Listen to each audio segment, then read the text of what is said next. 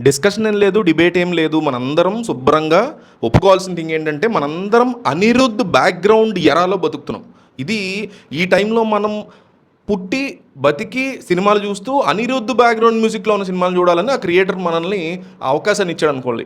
ఆ లెవెల్లో basic decent రైటింగ్ని, ఒక బేసిక్ కథని కంప్లీట్ హీరోగా నిలబడి ముందుకు తీసుకెళ్ళగలుగుతున్నాడు అనిరుద్ధ్. డీసీ మూవీతో అది పర్ఫెక్ట్గా ప్రూవ్ చేసుకో. సో దీన్ని బట్టి అర్థమైంది కదా, అతి పెద్ద యాసెట్ ఈ మూవీకి అనిరుద్ధ్. ఆ తర్వాత ప్రీ క్లైమాక్స్ ఫాదర్ సీను నేను చాలా ఎమోషనల్గా కనెక్ట్ అయ్యాను. చాలా రైటింగ్ పరంగా కూడా ఇంప్రెస్ అయ్యాను. అరుణ్ మాతేశ్వరన్ రైటింగ్ చాలా చోట్ల వెరీ వెరీ పర్ఫెక్ట్గా ఉంది. అలాగే ఇంటర్వెల్ బ్లాంక్ క్లైమాక్స్ కూడా డెఫినెట్లీ ఎంజాయ్ చేస్తాం. కాస్టింగ్ కూడా చాలా డీసెంట్గా తీసుకున్నాడు. And Lokesh Kanagaraj as a actor సటిల్గా తీసుకెళ్ళిపోయాడు.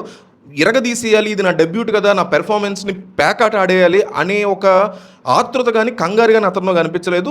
డీసెంట్గా న్యాచురల్గా తీసుకెళ్లాడు. అది వర్కౌట్ అయింది క్యారెక్టర్కి, దాసు క్యారెక్టర్. ఇవన్నీ డీసీ సినిమా పాజిటివ్స్.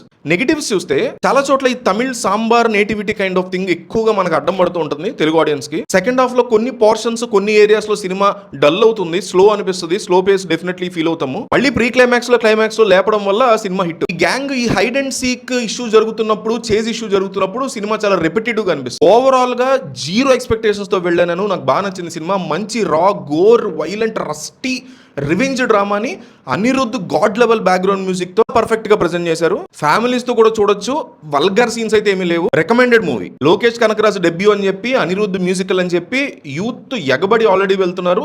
ఈ డీసెంట్ పాజిటివ్ టాక్ తో ఇంకా వెళ్తారు. సో బ్రేక్ ఈవెన్ కూడా ఖచ్చితంగా అయిపోద్ది తెలుగులో.